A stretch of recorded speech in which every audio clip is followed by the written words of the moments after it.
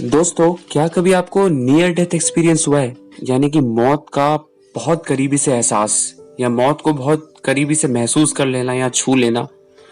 ये किसी भी फॉर्म में हो सकता है। मान लीजिए कोई किसी को एक्सीडेंट होता है तब उसे नियर डेथ एक्सपीरियंस होता है। ऐसा लगता है मानो कि अब शरीर से रूह निकल ही गई है, लेकिन आप जिंदा बचते हो, वापस आते हो। लेकिन वो जो एक्सपीरियंस है, यानी वो जो अनुभव है, वो आपके दिमाग में रिकॉर्ड हो जाता है। ऊपर वाला कहिए या जो भी फोर्स आप फॉलो करते हैं या फिर भगवान, अल्लाह, जिसको भी फॉलो करते हैं, उनकी बदौलत आप बच जाते हैं। दोस्तों, स्वागत करता हूं आपको सीजन 1 के पहले एपिसोड में। मैं हूं दीपांकर। ये जो चैनल है वो है द स्टोरी कैफे, और इस शो का नाम है किस्से और कहानी, क्योंकि किस्सों से बनती है कहानियां। दोस्तों, किस्से और कहानी का आलम ऐसा है कि हम कितने लोगों से मिलते हैं दिन में। अभी तो खैर चलो सिचुएशन थोड़ी वैसी है, बट कम लोगों से मिल रहे हैं, लेकिन यूजुअली हम लोग काफी लोगों से मिलते हैं जो हमें कई सारी स्टोरी शेयर करते हैं। यानी किस्से हम एक दूसरे को बताते रहते हैं। कुछ किस्से हमें याद रहते हैं और कुछ किस्से हम भूल जाते हैं। कुछ किस्सों से हम आगे बढ़ जाते हैं। कोई खास आदमी अगर वो किस्सा सुनाए तो शायद हमें याद भी रह जाता है। लेकिन मैं क्या करता हूँ दोस्तों, इन्हीं किस्सों को एक छोटी सी डायरी में लिख लेता हूँ। यानी कि मैं एक छोटी सी डायरी कैरी करता हूँ हमेशा, कोई भी सभा में या किसी भी चाय की टपरी पे या कभी भी दोस्तों के साथ या कोई भी जो जान पहचान का उसके साथ बैठ के। क्योंकि उन लोगों से पता चलते हैं कि क्या क्या किस्से हैं, क्या क्या गॉसिप्स हैं, और उन्हीं किस्सों में छुपे होती हैं कहानियां। कहानी में छुपे होता है एंटरटेनमेंट। तो मैं उनको लिख लेता हूँ शॉर्ट फॉर्म में और फिर उसे कहानी के तौर पे प्रस्तुत करता हूँ। सुनाने वाला हूँ आज आपको ऐसी ही कहानी, बाबा जी की बूटी। बाबा जी की बूटी क्यों है, तो जो लोग ये सुन रहे हैं वो समझ ही गए होंगे कि बूटी से मेरा मतलब क्या था। जी हाँ, बिल्कुल, मैं आज आपको तोश और कसौल ले जाने वाला हूँ इस स्टोरी के साथ। तो आइए शुरू करते हैं सीजन 1 की पहली कहानी, बाबा जी की बूटी। ये स्टोरी मेरे पास कैसे आई, इसका भी एक मस्त सा किस्सा है, वो भी सुनाता हूँ आपको। मैं ट्रैवल बहुत करता हूँ दोस्तों, तो कहीं भी जब मौका मिलता है तो अपना झोला उठाता हूँ, निकल जाता हूँ। तो ये कहानी शुरू होती है कसौल में। कसौल से मणिकरण जाना पड़ता है आपको तोश जाने के लिए। तोश मणिकरण से ऊपर पार्वती वैली में मलाना, तोश, शीला, पुलगा, ये सारे गांव हैं वहां पे। तो ऐसे ही दो लड़के मुझे मिले जो ट्रैकिंग के बहुत शौकीन रखते हैं। ट्रैकिंग मतलब यानी पहाड़ों पे प्रोफेशनल क्लाइंबिंग करना। वो बिल्कुल प्रोफेशनल तो नहीं थे वो दो लड़के, लेकिन हाँ, मैं ये कह सकता हूँ कि शौक काफी रखते थे और काफी सारी ट्रैक्स पे वो जा चुके थे। तो मेरी मुलाकात इनसे होती है बस में। पब्लिक बस चलती है कसौल से मणिकरण तक, और मणिकरण से फिर आपको बस चेंज करनी होती है, या फिर आप शेयर्ड कैब में जा सकते हैं। 150 रुपए से 200 रुपए तक लेता है वो कैब वाला। मेरी पास वाली सीट पे बैठे हुए थे। ये जो लोकल बसेस होती हैं इसमें 3x2 की बसेस होती हैं, यानी कि 3 इधर बैठ सकते हैं दाहिने हाथ पे और 2 लेफ्ट हैंड पे बैठ सकते हैं। तो मैं विंडो वाली सीट की तरफ बैठा था और कुछ दूर से ही ये दो लड़के बैठे। बात होने लगी हमारी ऐसे ही किसी टॉपिक पे, और ये लोग पूछने लगे कि आप कहाँ जा रहे हो। तो मुझे पता चला ये लोग भी जा रहे हैं कहीं पे, और ये लोग स्कोर करने जा रहे हैं। स्कोर करना ये एक नया टर्म मुझे पता चला कि अगर आप माल लेना, यानी कि माल भी मुझे एक नया टर्म पता चला कि ऐसा भी होता है स्कोर करना। तो उन्होंने बोला कि हम स्कोर करने जा रहे हैं। तो मैंने पूछा कि ये क्या होता है। तो उन्होंने बताया मुझे कि जब आप हैश या फिर गांजा खरीदते हैं, क्योंकि आप जानते हैं मलाना इसी के लिए फेमस है, सब लोग वहीं जाते हैं अपना थोड़ा रिक्रिएशन पर्पस के लिए बोल दीजिए, क्योंकि साइकेडेलिक ड्रग है और काफी लोग सेवन करते हैं इसका। मैं ये नहीं कह रहा कि सही है गलत है, बट जिसको जैसा अच्छा लगता है वो वैसा करे। ये जो शो है वो 18+ है, और ये कहानी खासकर 18+ है। तो अगर आप 18+ से नीचे हैं तो प्लीज इस कहानी को अभी रोक दें, या फिर अपने पेरेंट्स की गाइडेंस के अंडर ही सुने, क्योंकि इसमें कहानी में कुछ ऐसी चीजें हैं जो शायद आपको पता नहीं होनी चाहिए। हम मणिकरण पहुंचे। हम दोनों को अब शीला और पुलगा एक ही रास्ते पे पड़ता है। बीच में से हाईवे से रास्ता कट जाता है इन दोनों गांव का अलग अलग। तो मुलाकात यहीं तक थी। ये दोनों लड़के मेरे टच में थे। मैं उतरा, अपने रास्ते चला गया, ये लोग उतरे अपने रास्ते, मतलब बस में आगे बढ़ गए। इन्हें मिलाना जाना था, आई थिंक मेरे हिसाब से इनको लेना था अपने लिए कुछ सब्सटेंस। मैं अपना घूमा फिर अपना टाइम स्पेंड किया और मैं वापस आ गया, अपनी नॉर्मल लाइफ में बिजी हो गया। पर ये दोनों लड़के जो थे इनसे मेरा टच था व्हाट्सएप पे। तो एक दिन मैंने कॉल किया और उसके बाद ये कहानी मुझे बताई उन दोनों ने। नाम तो जाहिर सी बात है बदल दिए गए हैं दोस्तों, क्योंकि डिस्क्लेमर की वजह से मैं इनके असली नाम यूज नहीं कर सकता। तो सिद्धार्थ और दीपक दो लड़के थे जिनके साथ ये वाकया हुआ। तो अब हुआ यूं कि स्टोरी का दूसरा एंगल देखते हैं। बस गई, ये उतरे जहाँ इन्हें जाना था, फिर जहाँ से इन्होंने हैश या फिर जो भी गांजा है जो इन्हें स्नोर करना था वो स्कोर किया। और दोस्तों वहाँ पे पार्वती वैली है, पार्वती नदी बहती है, तो काफी खूबसूरत व्यू है। अगर रिकमेंडेड है, अगर आपको मौका मिले तो प्लीज एक बार जाके देखना, क्योंकि पार्वती ट्रैक बहुत फेमस है। काफी दूर दूर से ट्रैवलर्स आते हैं, सिर्फ इंडियंस नहीं फॉरेनर्स भी आते हैं पार्वती वैली देखने। तो उनका जो प्लान था वो अगले दिन पार्वती वैली को ट्रैक करने का था। ना ज्यादा डिफिकल्ट है और ना ज्यादा आसान है, ना मुश्किल ना आसान, बीच में कहीं है। कुछ जगह थोड़ी मुश्किल हो जाती है लेकिन कुछ जगह बहुत आसान है। लाइक ऐसा लगेगा प्लेन्स पे चल रहे हैं, लेकिन हाँ कुछ जगह थोड़ी सी डिफिकल्ट है, और बर्फ में तो थोड़ा और डिफिकल्ट हो ही जाता है। और ये जो इंसिडेंट है जो मैं आपको बता रहा हूँ, ये बर्फ के दौर का ही इंसिडेंट है, जब बर्फ पड़ी हुई थी अच्छी खासी वहां पे पार्वती वैली में। तो इन दोनों लड़कों ने एक होम स्टे ले लिया वहां पे, और सुबह उठकर इनको ट्रैक करना था 6 बजे। सुबह उठे, थोड़ा सा नाश्ता किया हल्का सा, और इन्होंने एक रोल करके इन्होंने स्मोक कर लिया। अच्छा, अब मैं बता दूं इस साइकेडेलिक ड्रग के बारे में दोस्तों। जैसे ही आप कर लेते हो तो आपका ब्लड प्रेशर थोड़ा सा बढ़ जाता है, तो आपके दिमाग पे सीधा असर करता है और आपको स्लो बना देता है। ये आपका रिएक्शन टाइम जो है वो बहुत कम हो जाता है इन सब चीजों में। ये जो चीजें बहुत गाइडेंस के साथ करनी चाहिए। कभी कभी लाइफ में हीरो नहीं भी बनना चाहिए, है ना दोस्तों। खैर, तो सुबह सुबह इन्होंने ट्रैक करने से पहले कर लिया, कम से कम 8-10 किलोमीटर चले आए ये लोग ट्रैक पे। काफी नॉर्मल थे। पानी कैरी कर रहे थे अपने साथ, और अपने साथ खाने पीने की हल्की फुल्की चीजें कैरी कर रहे थे, क्योंकि दोस्तों ट्रैक में आदमी थकता है, पानी बहुत लूज होता है, क्योंकि आप फिजिकल एक्सरसाइज यानी कि फिजिकल वर्क बहुत ज्यादा कर रहे होते हो। इन्होंने सब इंतजाम रखे हुए थे। गड़बड़ वहां शुरू हुई जब इनका पानी खत्म हो गया। आपका मेटाबॉलिज्म तेज हो चुका है, आपने जो सब्सटेंस लिया है उसके दौरान। अब मेटाबॉलिज्म तेज होने से क्या होता है दोस्तों, प्यास ज्यादा लगती है, भूख ज्यादा लगती है आपको। तो मैं आपको ये रेकमेंड करूंगा कि अगर आप ट्रैक कर रहे हैं तो प्लीज हेल्दी होके ट्रैक करें। अब हुआ यूं कि चलते चलते दीपक जो है वो काफी पीछे रह गया, और सिद्धार्थ जो है वो काफी आगे निकल गया था। मान लो इनमें फासला कम से कम 700-800 मीटर का हो गया होगा। और क्योंकि ये पहाड़ी रास्ता है तो पहाड़ पे 700-800 मीटर भी आपको बहुत दूर लगने लगता है, क्योंकि पहाड़ी इलाका है, प्लेन्स नहीं है कि चल के आसानी से पहुंच गए, थोड़ा स्ट्रगल होता है ऊपर। सिद्धार्थ काफी आगे निकल गया और दीपक की सांस फूलने लगी धीरे धीरे। किस्मत देखिए कि धूप निकली हुई थी। और हाँ, ट्रैकिंग से एक और इम्पोर्टेंट चीज है कि जब बर्फ पड़ रही होती है, जब धूप पड़ती है बर्फ पे, तो बर्फ पिघलनी शुरू होती है, मतलब थोड़ी सी गीली होने शुरू होती है। उस पर ट्रैक करना रिकमेंडेड नहीं है। लोग कहते हैं कि फिसलन बहुत ज्यादा हो जाती है, गिरने के चांसेस बहुत ज्यादा होते हैं। तो कहते हैं कि जब बर्फ सतह पर हो यानी कि स्टिफ हो तभी हमें ट्रैक करना चाहिए, क्योंकि पिघलती हुई बर्फ काफी स्लिपरी होती है, इससे नुकसान हो सकता है, चोट लग सकती है ट्रैक करते हुए। दीपक ने अपने बैग को टटोला क्योंकि उसकी सांस बहुत फूल गई थी और वो रेस्ट चाहता था। तो उस ट्रैक के किनारे ही एक पत्थर था, उस पत्थर पे वो जाके बैठा और उसने पानी निकाला, अपने बॉटल को निकाला, और जैसे ही पिया तो उसे पता चला कि पानी की कुछ ही बूंदे बची हैं, यानी कि एक घुट भी वो नहीं हो रहा है पूरी तरह से। बॉटल को हिला के देखा, वो समझ गया था कि इसमें ज्यादा पानी है नहीं, शरीर में ज्यादा जान थी नहीं, और उसके अंदर इतनी एनर्जी भी नहीं थी कि वो सिद्धार्थ को पुकारे, उसके नाम से चिल्लाए ताकि सिद्धार्थ रुक जाए।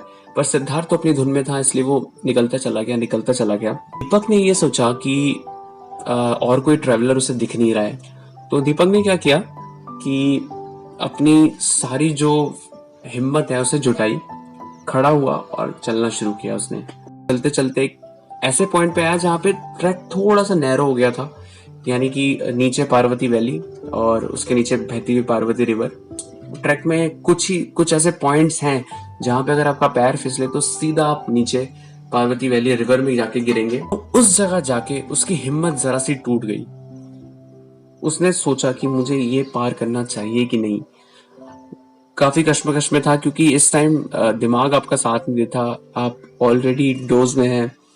अंदर से एक आवाज आ रही थी कि नहीं, तू कर सकता है। तो दीपक ने वही किया, दीपक चढ़ा, लेकिन जैसे ही वो चढ़ा उसका पैर बर्फ पे पड़ते ही तुरंत स्लिप कर गया।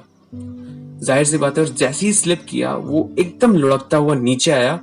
गनीमत है कि वो खाई की तरफ नहीं गिरा, दूसरी साइड गिरा और बच गया, लेकिन उसके पैर पे काफी गहरी चोट आ गई थी। पत्थर पे बर्फ पड़ा है और वो पिघल रहा है, तो वो स्लिपरी हो गया, स्किड हो गया। पैर पड़ते ही पैर जमा नहीं और स्लिप हो गया, और वो पड़ा हुआ था और ऊपर आसमान की तरफ देख रहा था। हल्की हल्की धूप पड़ रही है और उसकी सांसें नम हो रही थी। इतना दर्द था उसके पैर में कि वो खुद अपने पैर को उठ के देख भी नहीं पा रहा था। उसकी नसें खिंच चुकी थी पैर की, पास इतनी सी भी हिम्मत नहीं थी कि वो खुद खड़ा हो पाए और देखे। शरीर से एनर्जी निकल चुकी थी। एक टाइम ऐसा आ गया था दोस्तों जब उसे लग रहा था कि अब शायद यही डी एंड है, ना ही कोई ट्रैवलर है आसपास, और उसका जो दोस्त है वो बहुत आगे निकल चुका है ट्रैक करते करते। तब उसे एहसास हुआ नियर डेथ एक्सपीरियंस। और जब सिद्धार्थ ने और दीपक ने मुझे ये कहानी बताई, तो मैं सही में फील कर सकता था कि उन्होंने क्या एक्सपीरियंस किया होगा, क्या महसूस किया होगा, उसका अनुभव कैसा रहा होगा उसके साथ। तो दीपक ने उस चीज को बयां किया ऐसे कि उसने ये बोला कि मुझे ऐसा लग रहा था कि शायद यही मेरा अंत है, और ऊपर वाले ने क्या दिन चुना है मेरी इस दुनिया से विदाई का। ऊपर आसमान, सफेद खामोशी फैली हुई है, दूर दूर तक पहाड़ नजर आ रहे हैं, इतना खूबसूरत समा है, और उसे लग रहा था कि इससे बेहतर दिन हो ही नहीं सकता इस दुनिया से जाने के लिए। उसके दिमाग में अलग अलग ख्याल आ रहे थे। ख्याल इस तरह से कि डेथ बस एक ट्रांजिट है। ट्रांजिट यानी कि एक डायमेंशन से दूसरे डायमेंशन में जाने के लिए एक जरिया है मौत। मौत के बाद क्या है कुछ नहीं पता, और ऐसे कई हजारों सवालों से वो घिरा हुआ था।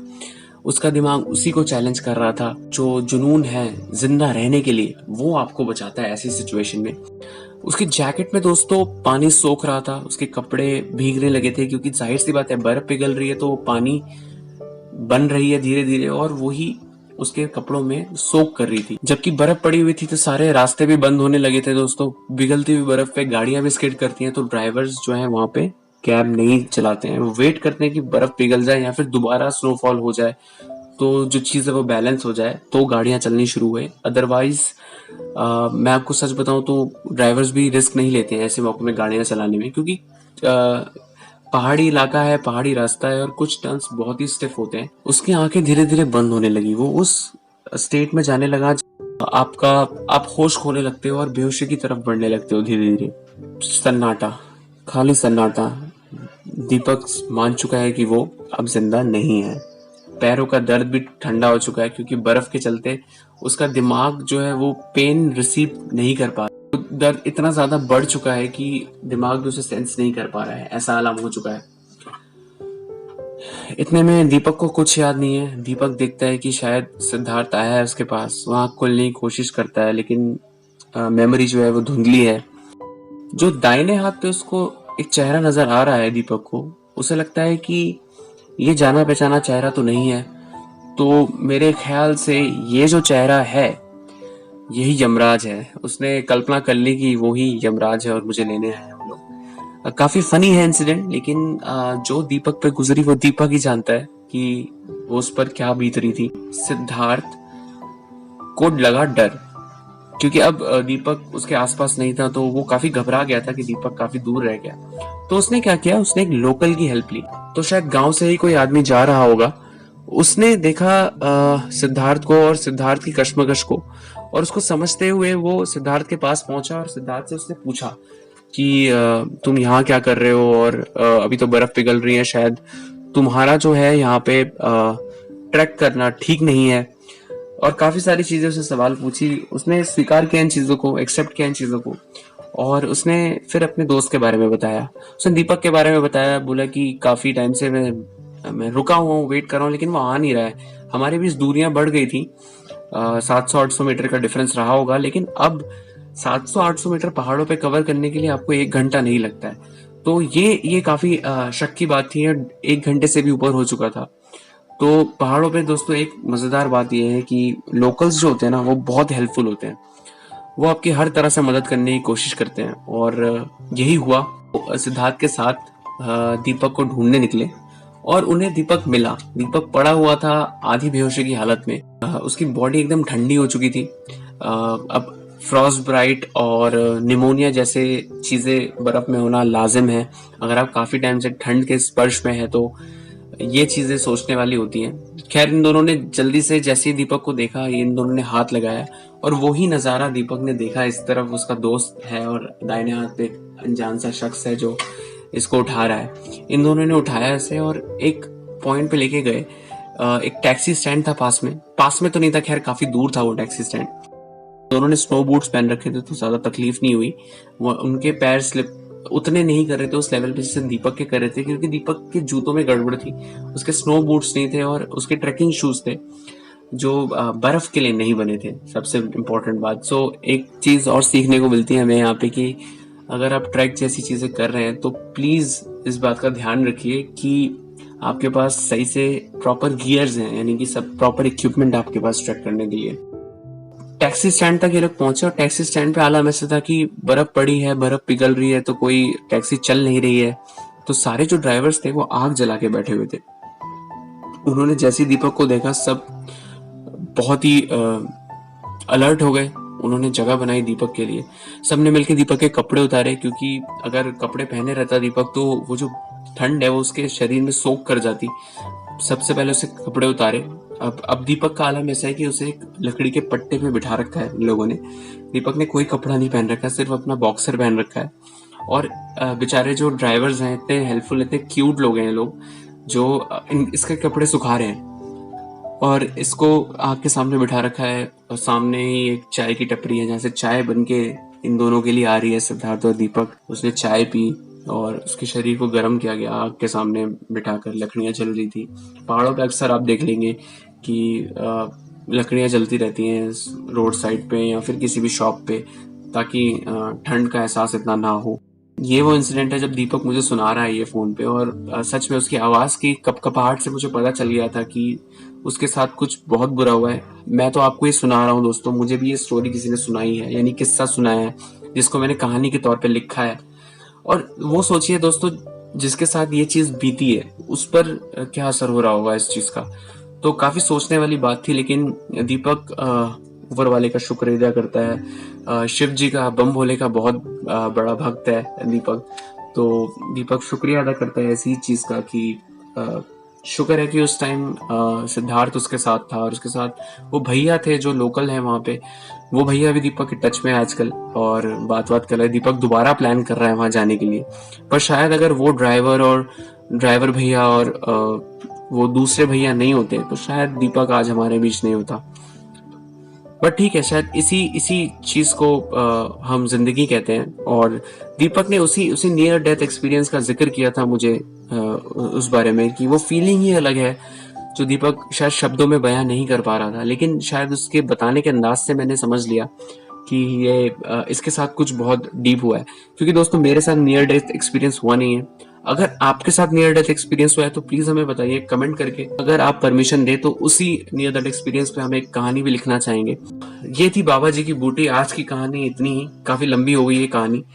लेकिन किस्से ऐसे ही होते हैं, आप गप्पे मारने बैठो तो पता ही नहीं चलता है कि कितना टाइम निकल गया। तो अभी के लिए इजाजत चाहूंगा दोस्तों आपसे।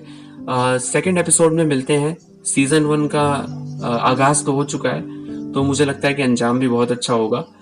इसमें अगली स्टोरी आने वाली है जिसका नाम है मेरी बीवी चुड़ैल।